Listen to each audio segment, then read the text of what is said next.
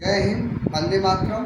प्यारे बच्चों, आप सभी का आपके अपने चैनल अमित मैथ किट में बहुत बहुत स्वागत है। प्रसन्नता की अगली कड़ी में आज मैं दो नए सवालों के साथ प्रस्तुत हुआ हूँ और आइए हम इन सवालों को सॉल्व करते हैं।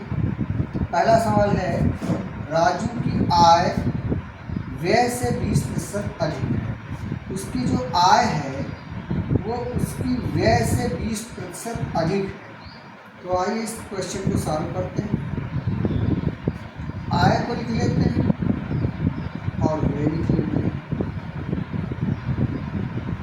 अब क्या कह रहा है कि राजू की जो आय है वो व्यय से 20% अधिक है, तो हम व्यय को 100 मान लेंगे।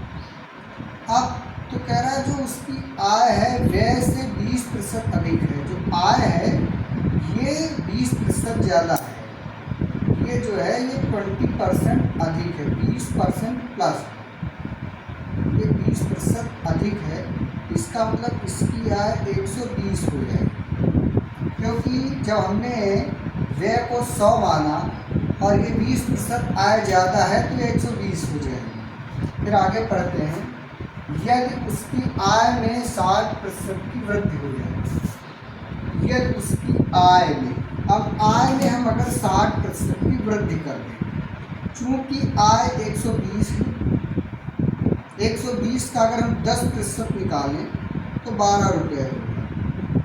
किसी भी चीज़ का 10%, जैसे 120 का 10% निकालेंगे तो 12 होगा। अगर आप कैलकुलेट करना चाहें 10% तो 120 गुणे 10/100 हो जाएगा।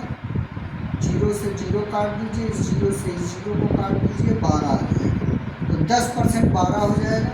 अगर हम 60% निकालेंगे तो 10% 12 तो 6 से गुणा कर देंगे, यानी 72 आ जाएगा। अब 72 को इसमें जोड़ दें तो 120 में हम 72 को जोड़ देंगे तो कितना हो जाएगा, 192। यानी कि अब उसकी आय जो हो जाएगी वो 192 रुपये है।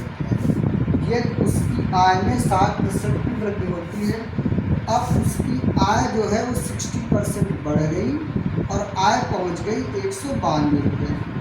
तो और उसके व्यय में 70% की वृद्धि हुई। व्यय में कितनी वृद्धि हो गई है, 70% की वृद्धि हो गई है।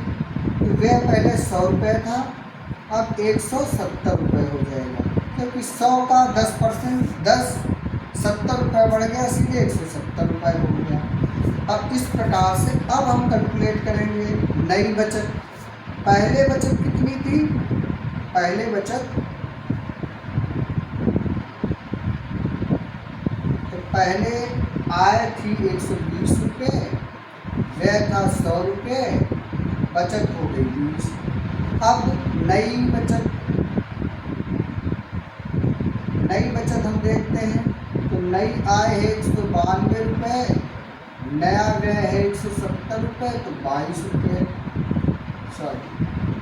तो ये देखिए, इसको हटाइए, ये 22 रुपये। तो बचत कितनी हो गई, बचत का डिफरेंस जो आ गया वो अब आ गया है 2 रुपये। अब 2 रुपये उसको एक्स्ट्रा बच रहे हैं। तो बचत कह रहा कि बचत में कितने प्रतिशत की वृद्धि हुई, तो बचत में प्रतिशत वृद्धि, तो 2/20, क्योंकि 20 × 100 कर दें, सीधे सीधे इसको काट दें, 2 दाम 20, 10 दाम 100, यानी अब 10% की उसके बचत में जो है वृद्धि होगी। आइए बच्चों अगला सवाल देखते हैं। एक परीक्षा में 73% अभ्यर्थी मात्रात्मक अभियोगिता की परीक्षा में और 70% जीएस में, यानी रीजनिंग में जो है 73% और 70% जीएस में तथा 64% अभ्यर्थी दोनों परीक्षाओं में उत्तीर्ण हुए। आइए लिख लेते हैं कि इसको सॉल्व करते हैं। तो जो है रीजनिंग में या मात्रात्मक अभियोगिता में 73% अभ्यर्थी पास हुए। मात्रात्मक अभियोगिता की परीक्षा में 73% छात्र जो है पास हुए। उसके बाद जो है जीएस की परीक्षा में कितने परसेंट पास हुए, 70% पास हुए। और दोनों में जो है वो 64% विद्यार्थी पास हुए। इसका मतलब जो है 64% इसमें भी शामिल है, इसमें भी शामिल है। अब इसमें अगर देखें हम तो 64 के अलावा कितने हैं, तो 64 प्लस 6 70, यानी केवल 6% विद्यार्थी ऐसे हैं जो जीएस में भी शामिल पास है। 64 तो दोनों में ही है। और इसमें अगर देखें तो 64 प्लस 9 6।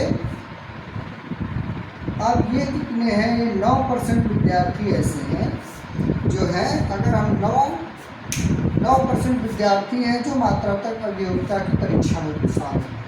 कुल मिला के अगर कुल 5 विद्यार्थी देखें, कुल 3 विद्यार्थी देखें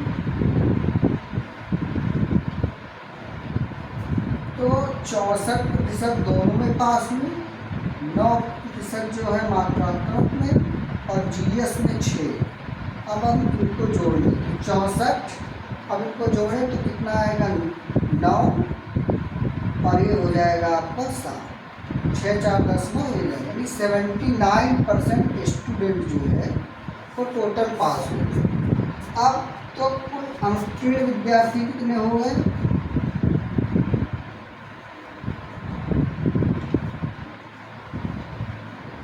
तो 100 में अगर हम 79 को घटा दें तो हमारा निकल आएगा कितने विद्यार्थी, कितने प्रतिशत विद्यार्थी अनुत्तीर्ण हो गए।